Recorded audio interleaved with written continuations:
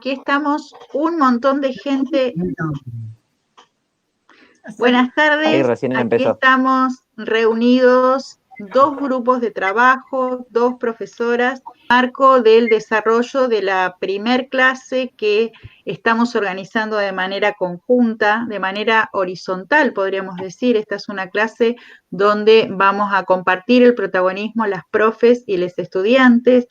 La idea de esta actividad tiene que ver con la posibilidad de acercarnos un poquito a la unidad que no vamos a alcanzar a trabajar en el programa, que se asentaba en la pregunta ¿qué es una buena clase? Nos pareció que al menos nos debíamos la posibilidad de trabajar juntos y de tener la experiencia de coplanificar y co-llevar adelante una clase. Así que los voy a dejar con los protagonistas principales de la escena. Paso el micrófono a Solange y me sigo quedando por acá. Bueno, hola a todos y todas. Mi nombre es Carrasco Solange y yo estoy estudiando para profesorado de matemática. Hola a todos y a todas, mi nombre es Vázquez Luciana y estoy cursando el profesorado de matemática.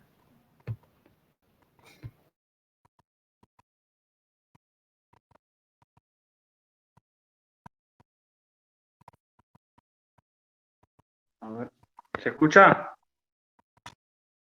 Sí.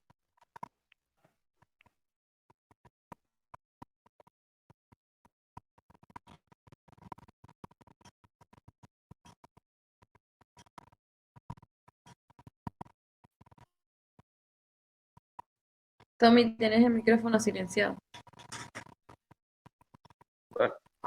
¿Ahí se escucha? Ahí sí, estaba silenciado. Hola, soy Tomás Tejas, estudio en el Instituto de Formación Docente General Roca y también estudio la carrera de profesorado de matemáticas. Bueno, hola a todos. Soy Matías Almuna y también estudio profesora de matemáticas. Hola a todos y todas. Mi nombre es Draques Belén y también estoy estudiando el profesorado de matemáticas.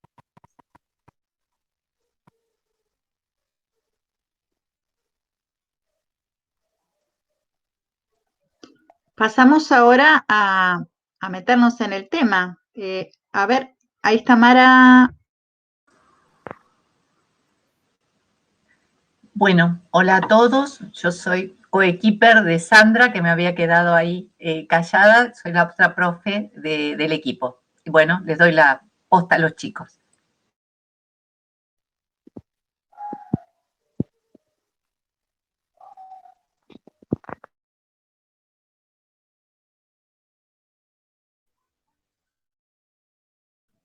¿Arrancamos, profe? Sí, sí, todos ustedes.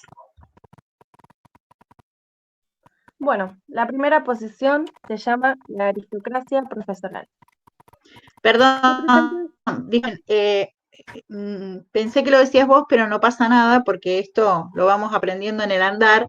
Lo que los compañeros van a presentar es un texto escrito por Virginie y Pinot, que son 2 pedagogos argentinos, Pinot más dedicado a la historia del trabajo docente, Virginie más dedicada a las características, a describir y analizar las mutaciones que ha tenido el trabajo docente, sobre todo en el presente, y el texto sobre el cual los compañeros trabajaron lleva por título Posiciones docentes del profesor para la enseñanza secundaria en la Argentina, una mirada histórica para pensar el presente.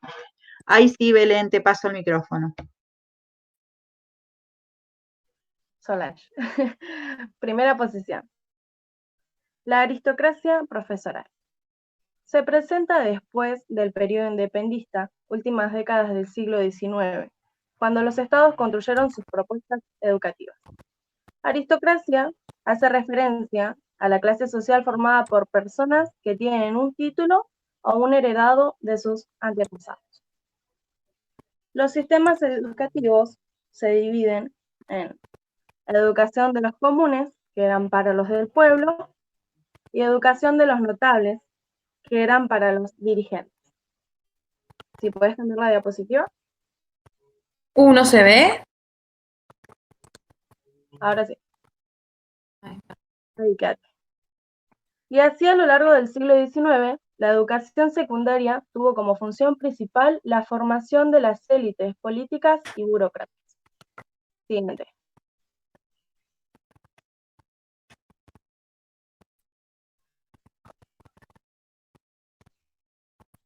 ¿Lo cambiaste? Sí. ¿No se Ahí. ve? Sí, dice como que cambia lento. Algunas de las instituciones creadas fueron en 1823 por Bernardino Rivadavia, que fundó en Buenos Aires el Colegio de Ciencias Morales. Y en 1849, José de Urquiza fundó el Colegio de Concepción del Uruguay. Estas instituciones tenían una propuesta humanística destinada a la formación política de las élites provinciales y nacionales. Y estas eran más repetidas que las heredadas de la etapa colonial. Las iglesias iban perdiendo poder sin que dependieran de ello. Los profesores eran cada vez más laicos y extranjeros empleados por los estados urgentes. Cambia.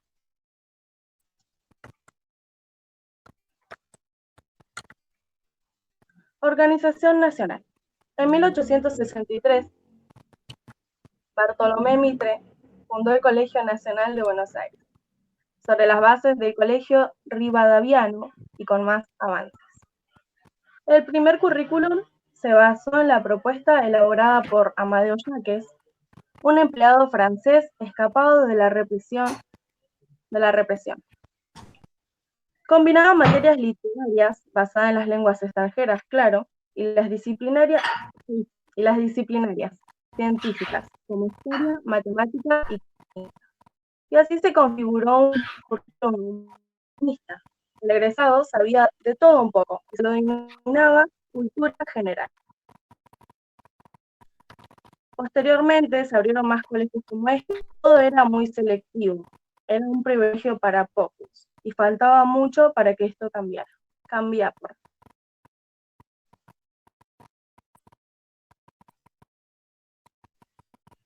Ahí no sale. Ahí. La conformación del profesorado. Sus primeros profesores eran generalmente funcionarios activamente articulados al proyecto nacional, preocupada por formar a la élite política. Eran sólidamente heterogéneos. A esto nos referimos a que tenían un campo amplio. Muchos profesores eran extranjeros convocados desde la élite. Se trataba de magistrados, profesionales universitarios, intelectuales sin formación docente, pero con un alto reconocimiento público en su área de desempeño. Era una marca de origen que no señalaba cambios, construyendo a la aristocracia de herencia que provocaba la admiración de sus alumnos y la identificación con sus pares. Se consideraban intelectuales, orgánicos, de la alta cultura. Otro.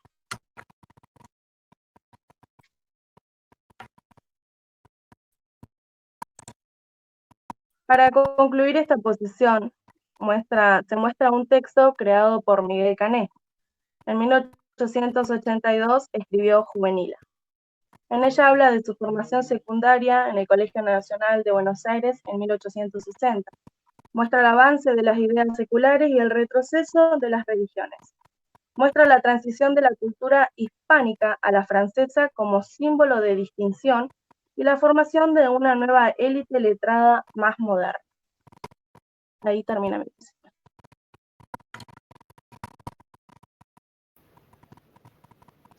Sigo con la segunda posición. Se la dominó profesores diplomados. En esta posición se inicia un crecimiento de la educación secundaria. ¿Por qué profesores diplomados? Estoy esperando el power. ¿Por qué profesores diplomados? Porque en el año 1950 ser profesor era tener un título. Esta posición nace en la primera mitad del siglo XX. En ese momento, el contexto histórico en nuestro país era que a principios del siglo XX, Argentina se convirtió en uno de los países más ricos del mundo y su popularidad había aumentado por la llegada de millones de europeos. La situación social fue pacífica y estable hasta el golpe militar de 1930. Otro de los golpes ocurrió en 1943, después del cual Juan Domingo Perón, figura clave en el golpe, surgió como líder del país. Como ya vimos en la primera posición, solo los privilegiados iban a las escuelas secundarias. Esta segunda posición rompe esa idea y ya no solo van las personas privilegiadas, nuevos sectores sociales, inmigrantes urbanos, primeros asalariados, mujeres, etc., también ingresan a las escuelas secundarias. En ese entonces, los colegios pierden la formación exclusiva de formación de élite.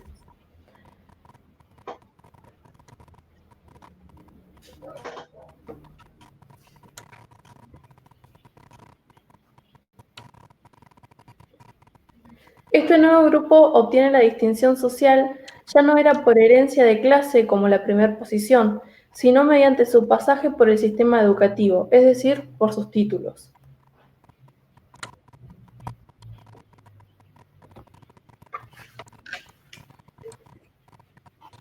¿Qué importancia tiene tener un diploma?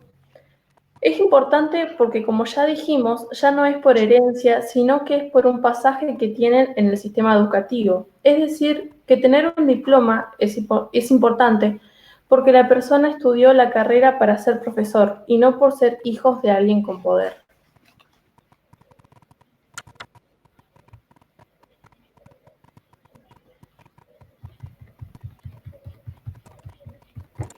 Para concluir esta posición, se muestra el fragmento de Memorias de un normalista pampeano, donde dicho fragmento nos dice que los tiempos cambiaron, pero no tanto. Todavía preexiste el criterio de que no hace falta ser docente para hacer docencia, pero nosotros nos preguntamos si a los pedagogos se les puede permitir ejercer la medicina, la abogacía, sin corresponder un título.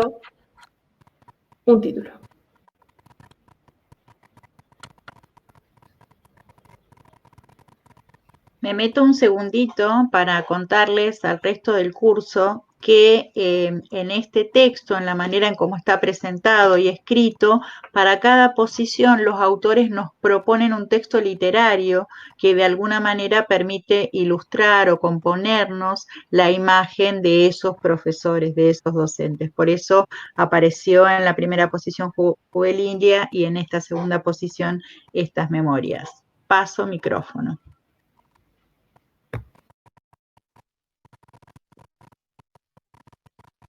Bueno, en tercera posición, que fue denominada como los profesores profesionales de la... No me acuerdo el título. Discúlpenme. Ahí está. Los profesores como profesionales de la sociedad asalariada. Para ubicarnos en el tiempo de esta posición, tenemos que recordar qué sucedía en la Argentina durante esta posición, que lo podemos observar teniendo en cuenta las tres cabecillas importantes de ese momento, que fue el gobierno de Perón, seguido por la dictadura militar y la vuelta a la democracia con Alfonsín. Eso para ubicarnos en el contexto histórico. El gobierno peronista tuvo una, ¿cómo decirlo?, una fuerte influencia en la magnificación de la escuela secundaria. Esto hacía necesario aumentar la cantidad de docentes como de escuelas. Y esto provoca generar lo que se denominó el Estatuto del Docente, el cual regulariza la relación del Estado con los docentes. Este estatuto también provocó que los docentes sean observados como trabajadores de la educación, como perteneciente a la sociedad salarial del momento, y esto podemos observar que, disculpe, porque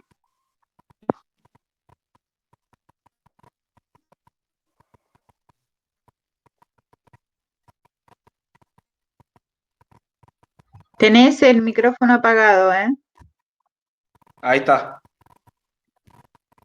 ¿Ahí se me escucha? Sí, sí. Bueno, el estatuto docente provoca que el docente sea observado como un trabajador de la enseñanza. En otras palabras, empieza a pertenecer a la clase obrera, la cual sabemos que tuvo una gran participación en el gobierno de Perón.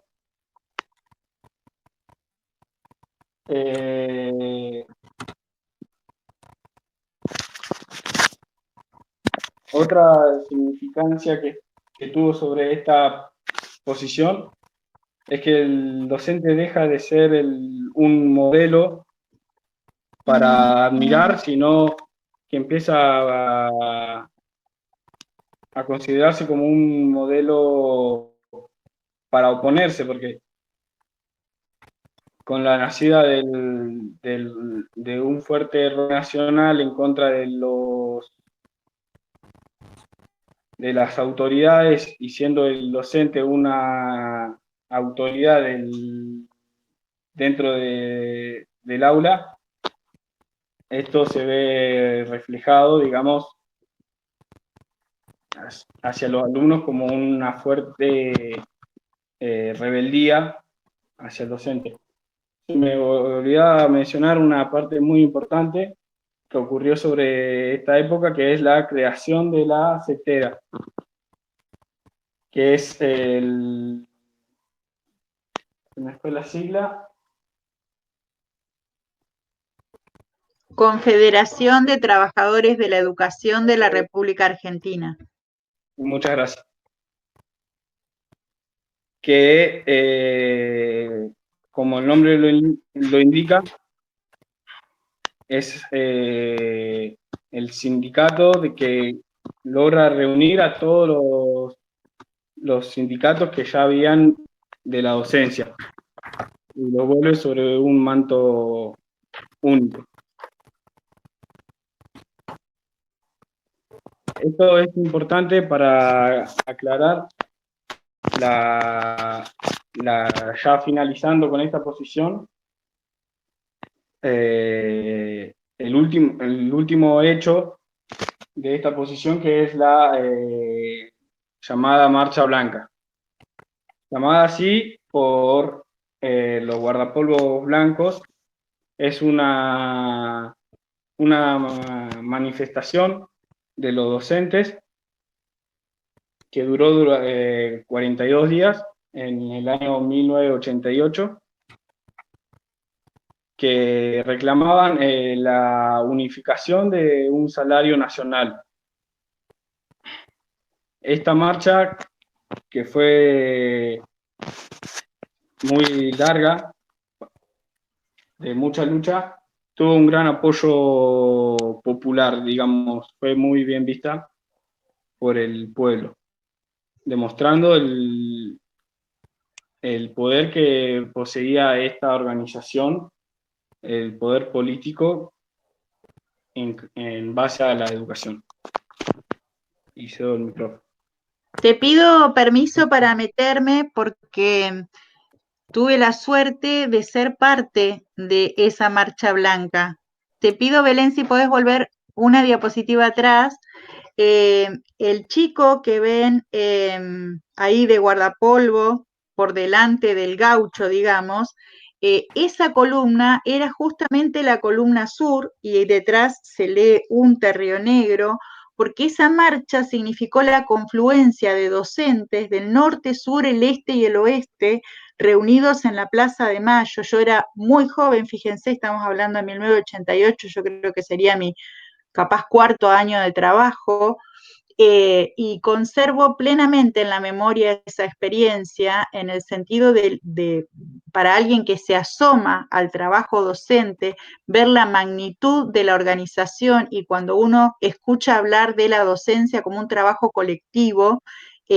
Yo recuerdo haber entrado a Capital caminando y eran balcones y balcones. En esa época era habitual que los partidos de fútbol, los goles o los triunfos en el fútbol se celebraran con lluvia de papelitos picados. Y nosotros íbamos pasando las columnas con los cantos y con los guardapolvos blancos y las banderas y los reclamos, y por los balcones nos iban tirando ese papel picado. O sea que cuando yo me asomo a la docencia, todavía el guardapolvo blanco marca una imagen de respeto y de valoración hacia el trabajo docente. Por un lado eso, y por otro lado, el 23 de mayo fue esa marcha, o sea, si transponemos al calendario que estamos transitando, fue hace 2 días para atrás, digamos. Y entonces también me parece una fecha para pensar, porque se dicen muchas cosas en el contexto de la pandemia, de lo que estamos perdiendo, de lo que se desaprovecha, de las prioridades, bueno, de todo lo que está circulando por las redes y los medios en torno a lo que implica no tener clases, y me gusta decir que no es la primera vez en la historia que nos enfrentamos a situaciones donde no se dictan clases y que, digamos, después se van generando los dispositivos y las formas. No digo para que haya un recupero del 100%, pero no es la primera vez que los maestros y los profesores asumen la tarea de reordenar un tiempo perdido. Disculpen, pero no me podía quedar con las ganas de hacer este comentario. Paso el micrófono. Bueno, a mí me tocó la cuarta posición, que se llama Los profesores ante los efectos de la fragmentación educativa. Y bueno, esto más o menos para ubicarlos, comenzó en el 1990, cuando el neoliberalismo abrió una nueva etapa del proceso de masificación del nivel medio y la expansión del nivel superior, tanto universitario como terciario. La obligatoriedad de la escuela secundaria, sancionada por la Ley Nacional en 2006, que consolidó dicho nivel y amplió fuertemente la demanda de profesores y profesoras. Para ubicarlo en un contexto, nuestro país se encontraba en un periodo de transformaciones educativas, económicas, sociales y culturales, que estaban ligadas a las escuelas y a sus docentes. Y en la segunda diapositiva, la que sigue, más o menos en el 70, se definió la inserción definitiva de la formación docente en el nivel superior, que hasta entonces estaba conformada por distintas organizaciones, culturas, tradiciones institucionales y básicamente académicas. Como parte de la reforma educativa se da una formación continua como impronta tecnocrática, la formación disciplinar, gestión específica asociada a la racionalización de recursos. A través de la reforma y de la sanción de leyes educacionales se construyó una reforma educativa, lo cual en 1992 se transfiere los institutos de formación docentes a las provincias, y los tiempos de reforma fueron de deterioro en las condiciones de trabajo, tanto en lo material como en lo simbólico. Se promovió que los maestros se reciclaran en profesores, ya que la demanda era tan grande que tenía que reciclar los maestros como profesores, y para eso realizaban un curso, muchas veces semipresencial, obteniendo el título de profesores que lo habilitaba para ello. La capacitación se tornó una necesidad para la conservación del puesto de trabajo. Se plantearon nuevos criterios para la carrera laboral y mecanismos de acreditación. Bueno, lo que es en base a relaciones laborales que tuvo esta reforma neoliberal, la CETERA, que era el sindicato, se posicionó políticamente como un sindicato opositor y las relaciones laborales pasaron a ser en manos de las gestiones provinciales, que también ahí obtuvimos la Carpa Blanca. Todo esto, ¿qué fue la Carpa Blanca en nuestra historia? La Carpa Blanca fue un hito de conflictividad, a esto me refiero a un suceso o acontecimiento, que consistió en la instalación de un grupo de docentes de todo el país que realizaban ayuno frente al Parlamento, que se renovaba periódicamente. Esta fue visitada por casi 3 millones de personas, la protesta que culminó 1.003 días, que son alrededor de 3 años, y su instalación cuando se promulgó la Ley de Financiamiento Educativo. La Carpa Blanca tuvo el objetivo de nacionalizar las protestas docentes originales, que esto le permitió a CETERA mostrarse públicamente como un actor en la política. El logro que tuvo esta medida alcanzó un gran impacto en la opinión pública y una suma de múltiples adhesiones, por así decir. Mientras existían las disputas de las condiciones laborales, la matrícula, las instituciones de formación docente que se incrementaban. Cada reforma educativa recrea nuevas y viejas disputas y pugnas por la definición social de los valores y lleva consigo discursos y representaciones que se articulan para producir autorizaciones y desautorizaciones. La Carpa Blanca comenzó, se planteó en 2 de abril de 1997 y finalizó en el 2003. O sea, se me fue la cuenta, fueron más de 3 años. Paso el micrófono a Mara. Bien, como bien lo mostraron los chicos a lo largo de todo el recorrido del texto, en que los actores Pinot y Bersin tratan de mostrar que es imposible leer el texto si uno no lee el contexto, como dice Paulo Freire en muchos de sus escritos. Creo que han marcado que es muy importante a partir de esto tener herramientas que nos logren, que nos faciliten comprender todo lo que fue atravesando la formación docente, tanto la tarea docente como lo que fue la formación. Y entender desde el marco histórico, actualmente tenemos por lo menos 3 generaciones que han pasado por las últimas 3 formas de la formación docente, como fue el profesor diplomado, los profesores como profesionales de la sociedad y terminando con los profesores como efecto de la fragmentación educativa. Entonces podemos entender por qué hay tantas voces a veces socialmente que se agarran de algunas de estas cosas para plantear al docente. Creo que si uno no reconoce o no reconstruye el presente a través de la historia, serían muy pobres y poco críticos los análisis que se podrían hacer. Así que creo que en este recorrido, tanto recuperando el contexto para poder entender y poder entender cómo fue cambiando esta tarea y cómo fue cambiando el valor que la sociedad le dio también a las tareas docentes. Creo que es uno de los puntos más importantes en el texto de estos autores también. Cómo socialmente son tareas que se ven tensionadas política y socialmente dentro del país.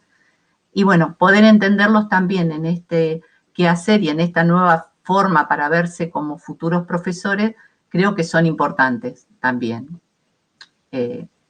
No sé, Sandra, si alguna cosita me queda fuera, porque por ahí, como dijo bien Sandra, uno pasó del profesor diplomado, ¿sí? Cuando se pidió a los profesores diplomados, que yo desde mi experiencia también digo, fue ahí cuando inicié mi carrera de profesorado, porque se decía que el que no era profesor de título no iba a poder ejercer la docencia en la escuela media, que fue por la década de los 90, y después ahora nos enfrentamos con los profesores en la fragmentación, en tratar de buscar saberes diferentes, con un nuevo rol, con espacios, con interdisciplinaridad, ya no solos. Entonces, como desde la formación y desde el ejercicio nos fuimos transformando. Y uno vivió 2, y por ahí tiene padres que en la sociedad hay 3 generaciones que pasaron por 3 estadios diferentes de lo que es la formación y el ejercicio de la docencia, ¿no? Y por eso encontramos tantas voces en la sociedad y tantas demandas diferentes a los docentes.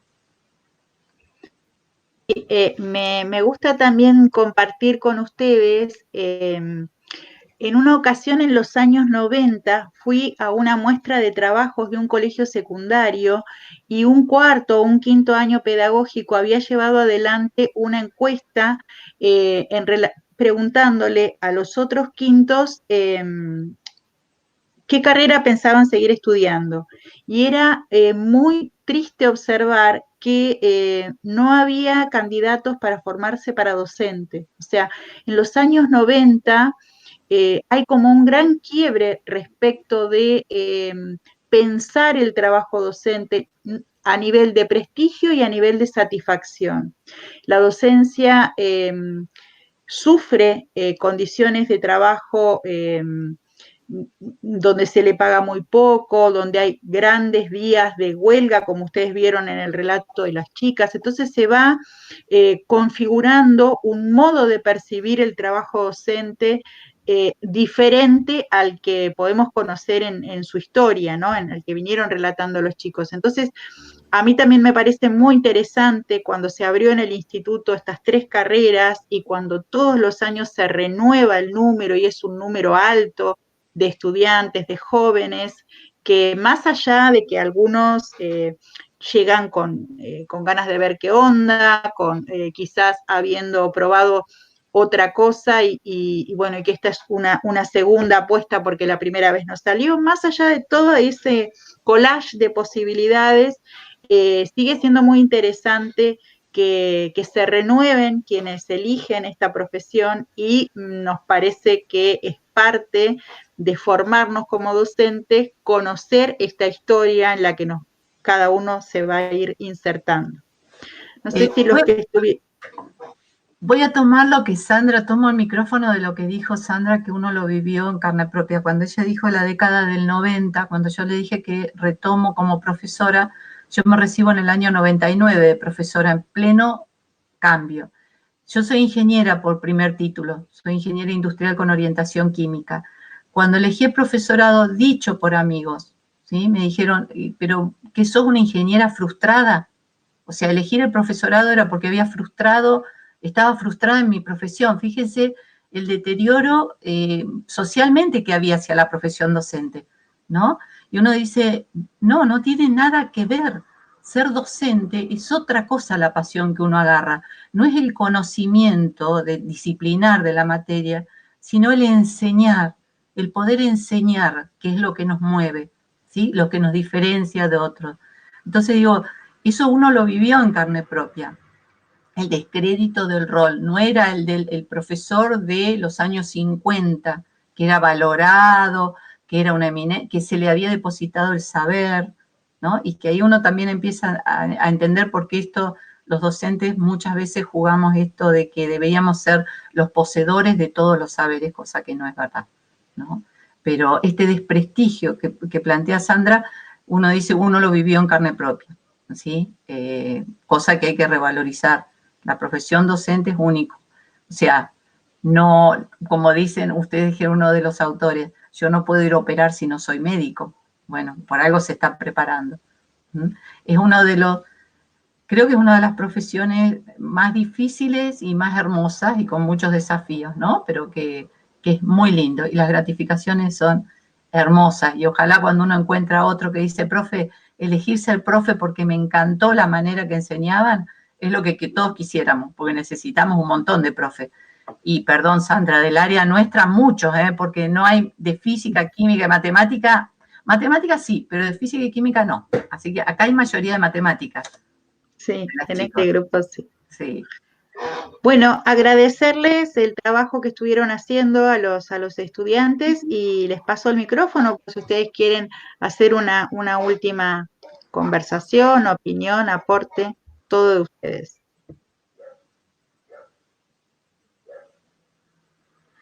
Darle coraje al grupo que viene. ¿Puedo hacer una pregunta así en breves palabras? ¿Cómo se sintieron trabajándolo? ¿Qué desafíos? ¿Cómo lo solucionaron? ¿Tuvieron algún inconveniente? ¿Cómo fueron construyendo una presentación de un todo por partes? Y hablando en general, nos costó un poco, sí, el tema de a la distancia. Nos poníamos de acuerdo a través de WhatsApp, hicimos un documento compartido y íbamos editando nuestras partes y haciendo como aportes en general, o sea, si te parece sí, si te parece no, a ver si está bien, y así. No íbamos corrigiendo así, como diciendo, che, ¿te parece esto? O, che, cambio esto que me pareció así, así. Bueno, perfecto, llegábamos a conclusiones así a través de WhatsApp. Nos costó así, pero pudimos terminar la continuidad del hilo.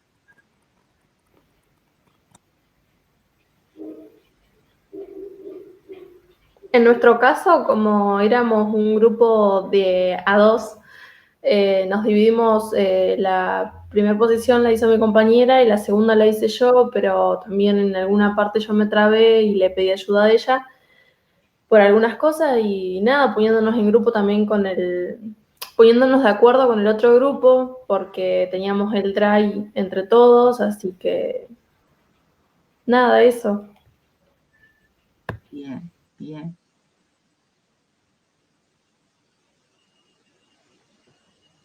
Estamos entonces ¿ibas a decir algo?